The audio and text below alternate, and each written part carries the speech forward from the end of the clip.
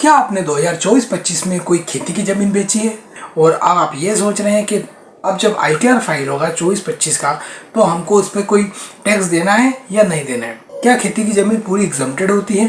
तो आइए हम इसे समझते हैं आसान भाषा में।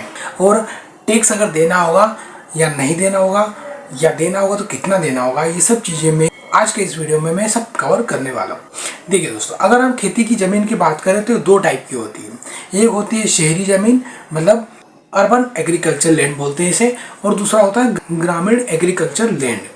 तो अगर आपके पास गांव की ज़मीन है मतलब, और आप उसे बेच रहे हैं, तो अगर कुछ शर्तें अगर कंप्लीट हो जाती है तो आपको कोई भी कैपिटल गेन नहीं देना होगा।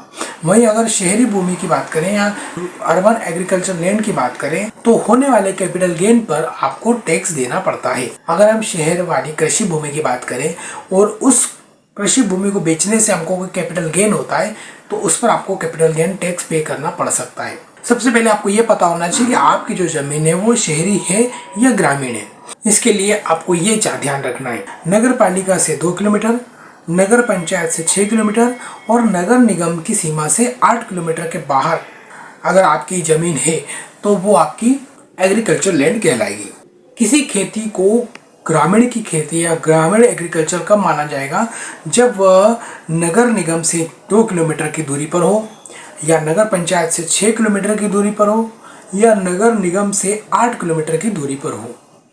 ये जनसंख्या के आधार पर भी डिपेंड करेगा, तो वो ग्रामीण कृषि भूमि मानी जाएगी और उस पर आपको कोई टैक्स नहीं देना होगा। आइए हम इसे उदाहरण के थ्रू समझते हैं। जैसे मिस्टर रमेश के पास एक खेती की भूमि है जो नगर पालिका निगम से 8 किलोमीटर की दूरी पर है। उन्होंने इस जमीन को बेचा और उन्हें 15 लाख का कैपिटल गेन हुआ, मतलब 15 लाख का फायदा हुआ। तो चूंकि इसमें शर्त पूरी हो रही है कि जो आपकी खेती की जमीन है वो नगर पालिका निगम से 8 किलोमीटर दूरी पर है, तो यहाँ पर आपको कोई टैक्स नहीं देना होगा। वहीं अगर सुरेश की बात करें, अगर दूसरा एग्जांपल है, मिस्टर सुरेश अपनी खेती बेच रहे हैं और वो नगर निगम की दूरी से 2 किलोमीटर दूर है, केवल नगर निगम से 2 किलोमीटर दूर है, तो यहाँ मिस्टर सुरेश को जो भी कैपिटल गेन हुआ उस पर उन्हें टैक्स देना पड़ेगा। तो आप समझ गए, मिस्टर रमेश और मिस्टर सुरेश दोनों खेती बेच रहे हैं, लेकिन दोनों की खेती की जमीन की दूरी नगर निगम से क्रमशः 8 किलोमीटर और 2 किलोमीटर है। ठीक है, तो जिसकी दूरी 8 किलोमीटर की शर्त कंप्लीट कर रही है उसे कोई कैपिटल गेन नहीं देना है, जबकि सुरेश की जो डिस्टेंस है वो केवल 2 किलोमीटर है, तो उस मिस्टर सुरेश को कैपिटल गेन पे करना पड़ेगा। थोड़ा सा ये बता देते, अगर आप रिटर्न फाइल कर रहे हैं तो आपको कुछ 2-3 बातें भी याद रखना रहेगी।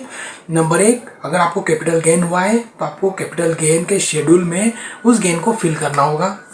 कंडीशन नंबर 2, आपको ये जरूर कंफर्म कर लेना है कि आपकी खेती की ज़मीन शहर की है या ग्रामीण की है। जो मैंने ऊपर अभी शर्त बताई है उसके अकॉर्डिंग आपको देख लेना है। तीसरा, आपको आपके जो भी सपोर्टिंग डॉक्यूमेंट होंगे, जैसे एग्रीमेंट बना होगा, वो चीज़ें आपको सपोर्टिंग की संभाल कर रखनी है। हाँ, आप ये तो जानते हैं कैपिटल गेन 2 टाइप के होते हैं, एक शॉर्ट टर्म कैपिटल गेन होता है, एक लॉन्ग टर्म कैपिटल गेन होता है। अगर आपने खेती की ज़मीन को परचेस करा और परचेस करके 2 साल तक अपने पास होल्ड करके रखा था और 2 साल के बाद आप उसे सेल कर रहे हैं, तो आपका capital gain long term capital gain होगा। अगर ये पीरियड 2 साल से कम का हुआ तो आपको जो गेन होगा वो शॉर्ट टर्म कैपिटल गेन कहलाएगा। जैसे एग्जाम्पल के लिए, मैंने एक ज़मीन खरीदी थी 2019 में, आज मैं उस ज़मीन को 2024 में सेल कर रहा हूँ, तो 2019 से 2024 मतलब 2 साल से ज़्यादा समय हो चुका है मुझे अपने वो खेती को अपने पास होल्ड करे हुए।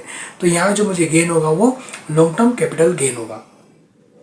वहीं अगर मैंने इसी बीच एक और कोई ज़मीन खरीदी हो, 2023 में खरीदी थी, तो 2023 की ज़मीन को अभी 2024 या 25 में 2 साल कंप्लीट नहीं हुए, तो यहाँ पर मुझे अगर उस खेती को मैं सेल करूँगा तो मुझे शॉर्ट टर्म कैपिटल गेन होगा या शॉर्ट टर्म कैपिटल लॉस होगा।